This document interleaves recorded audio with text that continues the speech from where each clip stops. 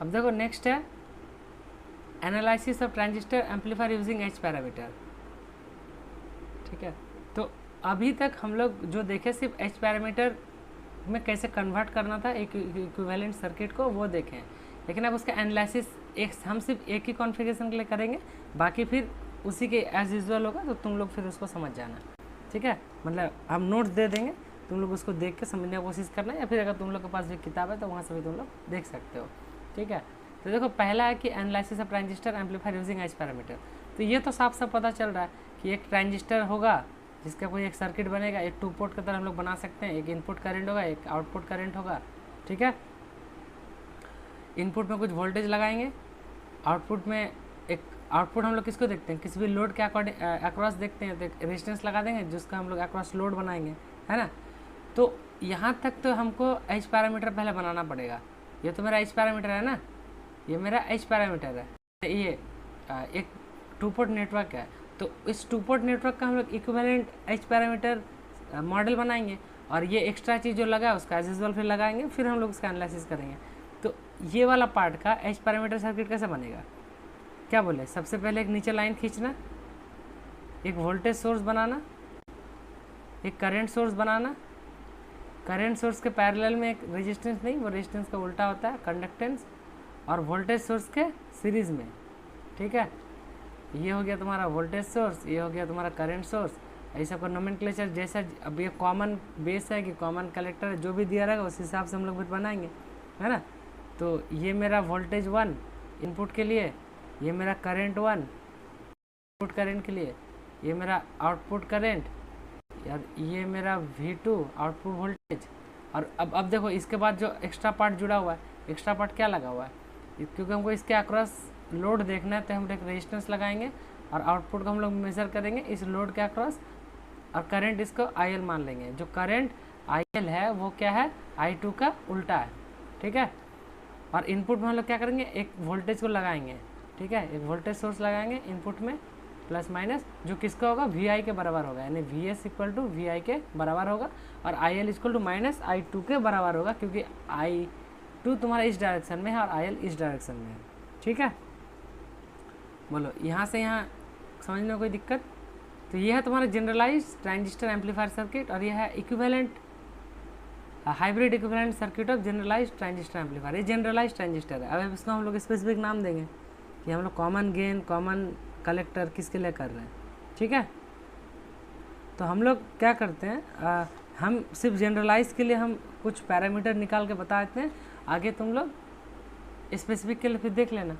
ठीक है, देखो ये सर्किट तो हम लोग लास्ट में ड्रॉ किए, ये वही सर्किट है ना। और जैसे देखो सबसे पहले हम लोग करंट गेन निकालते हैं।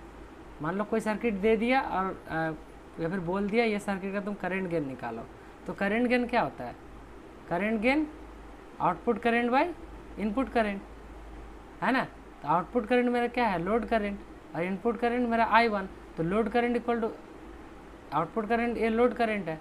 और करंट गेन कैसे लिखते हैं, output current by input current. तो आउटपुट करंट मेरा क्या था, I2, तो IL जो है माइनस I2 है ना, और यहाँ पे I1, तो मेरा जो करंट गेन होगा उसको हम लोग क्या लिख सकते हैं, AI। ये I जो है वो, ये हमेशा गेन को डिफाइन करता है। ठीक है, अगर इसमें I लिखा है तो करंट गेन है, अगर V लिखा है तो वोल्टेज गेन है। ठीक है, अब देखो AI है current gain, IL by I1, IL क्या है, ये देखो लास्ट पेज में हम दिखाएं, ये जो IL होगा माइनस I2 का बराबर होगा, क्योंकि IL जो है I2 के ऑपोजिट डायरेक्शन में। ठीक है, तो ये पहले वाला पार्ट क्लियर है। अब देखो दूसरा स्टेप में आउटपुट वोल्टेज क्या है, आउटपुट वोल्टेज, अब यहाँ पे वोल्टेज क्या हो जाएगा, इस जगह में वोल्टेज, इस फिगर में देखो इस जगह में वोल्टेज क्या हो जाएगा, V equal to IR, current क्या है IL, और वोल्टेज क्या है RL। अब जो हम लोग का नॉन पैरामीटर I2 है, तो minus IL equal to minus I2 into RL, यानी आउटपुट वोल्टेज हम लोग को क्या मिल रहा है, माइनस I2 इंटू RL। तो देखो यहाँ पे क्या V2 equal to IL RL, जिसको हम लोग क्या लिख सकते हैं, minus I2 into RL। After substituting V2 in equation 6 point कितना, इक्वेशन 2.69, वो हम लोग का क्या है, इक्वेशन 2.69 वो इक्वेशन, और जो हम लोग स्टैंडर्ड लिखते हैं I2 equal to HF into I1 plus क्या H O into V two, और एक इक्वेशन का लिख सकते हैं V one equal to H I into I one plus क्या H R into V two. यही दो इक्वेशन था ना, ये दो इक्वेशन स्टैंडर्ड इक्वेशन एकदम रट के रखो। तो जब भी तुमको करंट गेन निकालना है तो ये वी टू इक्वेशन को किस में डालोगे, ये दूसरे वाले इक्वेशन में, ये दूसरा इक्वेशन में, ठीक है। जैसे इसमें डालोगे तो तुमको ये कैलकुलेट होकर मिलेगा, है ना, ये इक्वेशन मिला। अब इक्वेशन को फर्दर कैलकुलेट करोगे तो तुमको ये देखो यहाँ पे I2 है, यहाँ I2 है, तो इसको एक तरफ लेके जाओ, तो I2 कॉमन लेने के बाद 1 plus H not into R L बचेगा और एच एफ इंटू आई रहेगा। यहाँ पे समझ पा रहे हो ये चीज़, हम लिख नहीं रहे, सब एक्चुअली लिखा हुआ एकदम स्टेप वाइज, ये पूरा इतना अच्छा से लिखा है ना, इसलिए हम फिर अलग से लिख नहीं रहे। और फिर ये I2 बाई I1 करना है तुमको, तो I2 बाई I1 कर दोगे तो H F by 1 plus H not into R L हो गया, है ना। तो ये मेरा क्या हो गया, करेंट गेन। लेकिन अच्छा ये तो करेंट गेन हो गया मेरा, ये दिस वन। लेकिन अगर तुम्हारा H not into R L much less than 1 हुआ, इसका तो क्या करेंगे, अब बताओ ये वाला पोर्शन अगर 1 से बहुत ज़्यादा छोटा हुआ तो 1 प्लस समथिंग बहुत छोटा क्या 1 के बराबर ही होता है, तो इसको हम लोग हटा देंगे। तो finally H I by H F मेरा क्या हो जाएगा, H two by H one जो करेंट गेन है वो मेरा क्या हो जाएगा, सिंपली माइनस एच एफ, ठीक है। तो ये डेरिवेशन क्लियर है तुम लोग को, या फिर हम इसको लिख के बताएं, क्योंकि ये बहुत अच्छे से लिखा हुआ है तो इसलिए हम और लिख नहीं रहे इसमें। अगर बोलोगे तो हम साइड में ये पूरा फिर लिख के बता सकते हैं। बोलो, ये हम रहने देते हैं, बोलोगे तो हम फिर से लिख के बता सकते हैं। अगर यहाँ से समझ में आ गया तो एक बार क्लियर बताओ कि यस क्लियर है, हम लोग यहाँ से समझ पा रहे हैं, और नहीं तो हम पूरा लिख के बताएंगे। बोलो, सिंपल है, तो साफ दिख रहा है ना कि आउटपुट वोल्टेज क्या था, आई एल आर एल, लेकिन आई एल क्या था मेरा, माइनस I2। क्लियर हुआ, क्योंकि ये बहुत सिंपल, बस इक्वेशन पुट करके इसको कॉमन निकाल के I2 बाई I1 करके इसको हम लोग निकाल लिए, ठीक है। तो ये एग्जाम में आता है ये सब क्वेश्चन, ठीक है। नेक्स्ट है इनपुट रेजिस्टेंस। अब देखो इनपुट रेजिस्टेंस हम लोग लास्ट में देखे थे, क्या था इनपुट रेजिस्टेंस V1 बाई, उसको हम लोग क्या नाम दिया, इम्पीडेंस लिखा होता है। इम्पीडेंस और रेजिस्टेंस सेम होता है, इम्पीडेंस होता है कॉम्प्लेक्स और रियल मिला के, लेकिन रेजिस्टेंस सिर्फ प्योर होता है। तो अगर तुमको इनपुट रेजिस्टेंस निकालना है तो क्या V1 बाई I1। अब देखो after substituting value of V2 in equation 2.68, तो इक्वेशन कौन सा में डालना है, 2.68 में इक्वेशन है तुम्हारा V1 equal to H1 HI into I1 plus HR into V2। अब जैसे तुम ये V2 का वैल्यू क्या था तुम्हारे पास, आउटपुट वोल्टेज का वैल्यू IL इंटू RL, लेकिन IL मेरा क्या था माइनस I2 इंटू RL।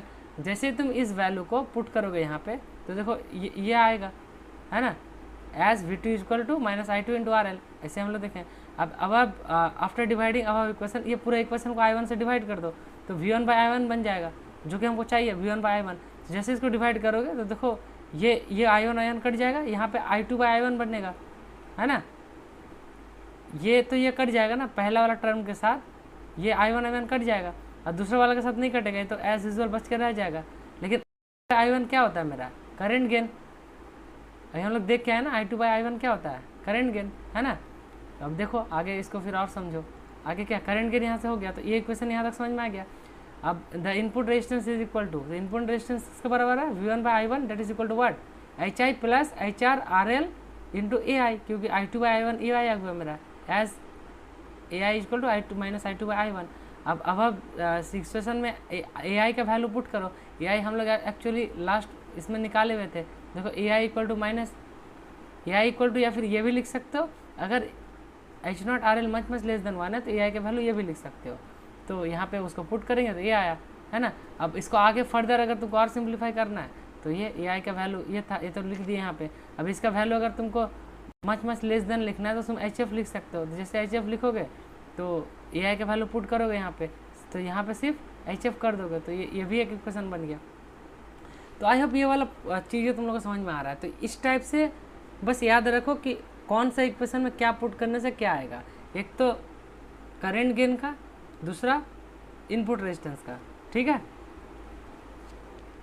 कर लोगे, ये भी समझ में आया सबको, आई होप समझ में आ रहा होगा, कोई डिफ़िकल्ट चीज़ नहीं है, उसलिए हम उतना लिख के समझा नहीं रहे हैं, जो लिखा हुआ है एज यूजुअल हम उसी को बता दे रहे हैं, क्योंकि इसमें सारा कुछ स्टेप वाइज इतना अच्छे से लिखा हुआ है ना, तो हम इसलिए और इसको लिखने रहे, क्योंकि ये सब तो हम लिखेंगे नहीं, तो बाद में नोट्स देके फिर तुम लोग पढ़ नहीं पाओगे। बोलो, क्लियर है सबको? बोलो, ठीक है, ओके। फिर है वोल्टेज गेन। अब वोल्टेज गेन क्या होता है मेरा, V2/V1, तो V2 क्या था, -I2 इंटू RL, अब V1 तो V1 ही है ना। अब फिर यहाँ पे क्या लिखा, after substituting the value of I2 in the above equation we get. अब I2 का वैल्यू क्या था, I2 का value -I1 into AI into IL। अब इसको जैसे जैसे पुट करोगे तो तुमको यहाँ पे वोल्टेज गेन मिल जाएगा, ये वाला। इसको और फर्दर मॉडिफाई करोगे तो तुमको ये दिखेगा। अब यहाँ पे I1/V1 क्या होता है, RI, सॉरी RI का वैल्यू क्या था, इनपुट रेजिस्टेंस VI/I1, तो ये तो उसका उल्टा है, तो बने डिवाइडेड बाई RI हो जाएगा, तो AI/RL इंटू RI। अब देखो फिर फर्दर AI और RI का value input current, sorry current gain और इनपुट रेजिस्टेंस दोनों का वैल्यू पुट करोगे, जो कि हम लोग पीछे में निकाल चुके हैं, तो ये वैल्यू मिल जाएगा, है ना। देखो, और अब बोलोगे कि ये क्या हुआ, ये वाला चीज़, तो देखो ये वाला चीज़ हम समझाते हैं। जैसे ये वाला चीज़ मिला ना, तो ये वाला चीज़ को देखो डेल्टा H लिख दिया। कैसे, देखो H पैरामीटर में क्या होता है, H11 H12, सॉरी थोड़ा सा ठीक से लिखते हैं। H पैरामीटर में क्या होता है, H11 H12 H21 H22, है ना। अब इसका डिटर्मिनेंट निकालो, या फिर इसको हम लोग फर्दर मॉडिफिकेशन करके क्या सीखे, ये मेरा क्या हो जाता है H क्या I, ये मेरा क्या हो जाता है HR, ये मेरा क्या हो जाता है HF, और ये मेरा HO। अब इसका तुम क्या निकालो, मैट्रिक्स का डिटर्मिनेंट्स निकालो, ये मल्टीप्लाई हो जाएगा, क्या होगा HI into H0 plus, sorry minus ना होता है, ये multiply minus this HF into HR। तो देखो यही चीज़ है ना, HI into H0 minus HF into HR, इसी को हम लोग क्या लिख दिए, डिटर्मिनेंट H0। तो वोल्टेज गेन क्या हो गया, HF into RL by HI plus delta H into RL। तो ये भी इक्वेशन एज यूजल एकदम डिट्टो, एक एक लाइन इतना अच्छे से लिखा हुआ कि तुम लोग समझ सकते हो पढ़ के खुद से भी, ठीक है। बोलो, ये वाला भी पार्ट क्लियर है, हाँ या ना, बोलो। इसके बाद और एक चीज़ है आउटपुट रेजिस्टेंस। तो ये चारों पे ही क्वेश्चन आता है, इसके बाहर और कुछ नहीं आता है। क्या देखें, current gain, voltage gain, input resistance और एक आउटपुट रेजिस्टेंस, ठीक है। एक्चुअली हम आउटपुट रेजिस्टेंस वाला जो डेरिवेशन है उसमें डालना भूल गए। हम एक काम करेंगे, इसको हम ये कर देंगे, क्या बोलते हैं, जब PDF एक्सपोर्ट करेंगे ना, ये हम नोट से इसमें पेस्ट करके डाल देंगे। तो देखो ये स्टेप इतना क्लियरली लिखा हुआ, तो तुम लोग समझ में कोई दिक्कत नहीं होना चाहिए। और यहाँ से क्वेश्चन आता है, ठीक है, H पैरामीटर मॉडल से। अब देखो सिंपली सिर्फ क्या चेंज आएगा हम तुमको बता दे रहे हैं।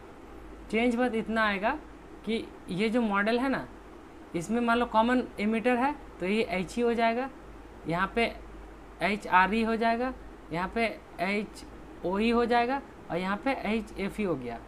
अब ये करने के बाद बाकी सब सेम रहेगा, ये सारा सेम रहेगा। यहाँ पे F के जगह E लग जाएगा, कॉमन एमिटर की जगह, कॉमन एमिटर की जगह E लग जाएगा। अगर मान लो कॉमन बेस रहा था B लग जाएगा। तो समझ रहे हो, अगर तुम जनरलाइज वाला अच्छे से सीख गए तो तुम कोई भी रजिस्टर का कर, कोई भी ट्रांजिस्टर का कर लोगे, है ना। तो वो फिर हम आगे ऐड करके रखे हैं इसमें, इस PPT में, तो तुम लोग वहाँ से एक बार गो थ्रू कर लेना, ठीक है। तो यहाँ पे एक चीज़ सिर्फ बचा, हम उसको ऐड कर देंगे।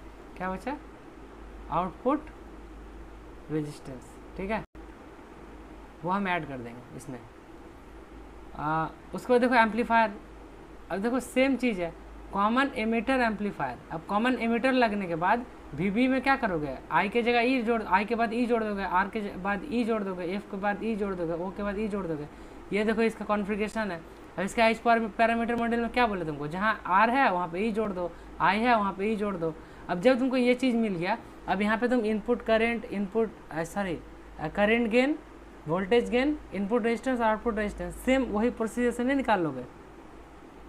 देखो ये वाला एग्जाम में जनरलाइज नहीं देगा, एग्जाम में देगा कॉमन एमिटर के लिए। तो जनरलाइज वाला अगर तुमको याद है, बस खाली तुमको नाम में थोड़ा सा चेंज करना है। फिर देखो कॉमन एमिटर, ये तो कॉमन एमिटर का ही है, खाली यहाँ पे एक्स्ट्रा फीडबैक रेजिस्टेंस लगवा, ये वाला उतना इंपॉर्टेंट नहीं है, इसको स्किप करो। कॉमन बेस का सर्किट, उसका H पैरामीटर मॉडल। अब उसके अकॉर्डिंग तुमको जो निकालने बोलेगा, वोल्टेज गेन, करंट गेन, उसके बाद इनपुट वोल्टेज आउटपुट वोल्टेज कर लोगे। उसके बाद कॉमन कलेक्टर, ये फिगर है और उसका करस्पॉन्डिंग ये एच पैरामीटर मॉडल है ना। अरे एच पैरामीटर मॉडल देखो कितना इजीली तुम बना सकते हो। क्या बोल रहे हैं, नीचे एक डंटी खींचो, एक वोल्टेज सोर्स बनाओ, करंट सोर्स बनाओ, करंट सोर्स के साथ पैरेलल में, वोल्टेज सोर्स के साथ सीरीज में। अब इसमें अगर तुमको एम्पलीफायर बनाना है तो एक इनपुट वोल्टेज जोड़ो, आउटपुट में एक रेजिस्टेंस जोड़ो, तो क्योंकि तुमको उससे लोड निकालना है ना। तो ये बन गया। अब नोमेनक्लेचर तो हर किसी में सेम ही है ना। ये हमेशा VEC होगा, ये आउटपुट वोल्टेज होगा, यहाँ पे तुम्हारा इनपुट बेस करंट होगा, आउटपुट। अब कॉमन एमीटर जो होगा तो आउटपुट हम लोग किससे लेंगे, एमीटर से। ये कॉमन कलेक्टर जब कॉमन है तो एमीटर आउटपुट हम लोग एमीटर से, यही सारी हाँ एमीटर से लेंगे जब कलेक्टर कॉमन होगा। तो देखो हम जनरलाइज वाला बता दिए। अब तुम लोग को थोड़ा सा मेहनत तो करना पड़ेगा, इतना तो स्पून फीडिंग नहीं है कि हम सब कुछ तुम लोग को एक एक चीज़ बताएं। नोट्स हम ये दे देंगे और इसके कॉरस्पॉन्डिंग जो तुम्हारा ये है करेंट का वो गेन वगैरह है, ठीक है, वो तुम लोग खुद से एक बार अगर बुक है तो उससे प्रैक्टिस कर लेना देख के, ठीक है। और या फिर इसी बुक का हम PDF हम ग्रुप में शेयर कर देंगे, ठीक है, क्लियर है। तो ये उसका एक कॉमन फार्मूला है, इसका ऐसा उतना नीड नहीं है। बाकी जो इम्पॉर्टेंट चीज़ है वो तुम्हारा ये है। इम्पॉर्टेंट चीज़ आज के क्लास का क्या है कि तुमको एक ट्रांजिस्टर मॉडल दिया रहेगा। मान लो अगर कॉमन बेस बोल दिया तो कॉमन बेस तुमको बनाने आना चाहिए। देखो ये कॉमन बेस, इसके कॉरस्पॉन्डिंग ये बनाना आना चाहिए। अब इसको जब एम्पलीफायर बनाना है सिंपली क्या करोगे, देखो जैसे हम लोग शुरू किए ना कॉमन एमीटर के लिए। अब इसको एम्पलीफायर, ये तो एच पैरामीटर इक्विवेलेंट मॉडल हुआ। अब इसको जब एम्पलीफायर बनाना होगा एक इनपुट लगा दोगे यहाँ पे और आउटपुट लिखना होगा किसका, RL से लोगे, ठीक ना। फिर कॉमन बेस हुआ तो यहाँ पे एक इनपुट लगा दोगे। ये तो इक्विवेलेंट सर्किट हुआ। अगर इसको एम्पलीफायर बनाना है सिंपली इनपुट डाल दोगे और इसके करस्पॉन्डिंग एक आउटपुट ले लोगे, ठीक है। उसके बाद मान लो कॉमन कलेक्टर है तो कॉमन कलेक्टर में भी तुम क्या करोगे, एक इनपुट, ये तो सिर्फ ये मॉडल है। अगर मॉडल का एम्पलीफायर बनाना है तो एक इनपुट जोड़ दो और इसके करस्पॉन्डिंग अगर आउटपुट लेना है उसको एक कॉमन ये लोड रेजिस्टेंस से आउटपुट ले लो, ये भी बन जाएगा, ठीक है। बना लोगे, बोलो। ये भी है। और ये हम जनरलाइज के लिए सारा चीज़ बता दिए हैं, सिर्फ हम वो इस PPT में वो ऐड कर दे रहे हैं आउटपुट रेजिस्टेंस। तो फिर ये PPT से रिवाइज कर सकते हो और इस सब का वैल्यू तुम उसके अकॉर्डिंग निकाल सकते हो। तो ये एक छोटा सा चीज़ AC एनालिसिस का बचा हुआ था। और इसके डेप्थ में और भी क्वेश्चंस आते हैं। पाई मॉडल, टी मॉडल बनाना हमको नहीं लगता कि उतना डेप्थ में पढ़ने का नीड है, क्योंकि हम लोग को जो कि सेमेस्टर निकालना है तो इतना इनफ होना चाहिए, ठीक है। अब इसका आगे तुम लोग क्या करो, ऑप एम्प का जितना हम पढ़ा के रखें उसको पढ़ लो और हमको उसका नोट्स दो। तो उसमें एप्लीकेशन ना डायरेक्ट पूछा जाता है एग्जाम में। तो जो एप्लीकेशन हम लास्ट ईयर छोड़े हुए थे हम उसको अगले क्लास में ऐड ऑन कर देंगे, ठीक है। आई होप यहाँ तक सबको क्लियर है। आज का क्लास समझ में आया होगा। किसी को नहीं आएगा तो दोबारा देख लेना और नोट्स को एक बार गो थ्रू करना, तो आज का क्लास अच्छे से क्लियर हो जाएगा, ठीक है। तो thank you everyone for attending today's class. और बाकी बताओ किसको क्या कष्ट है।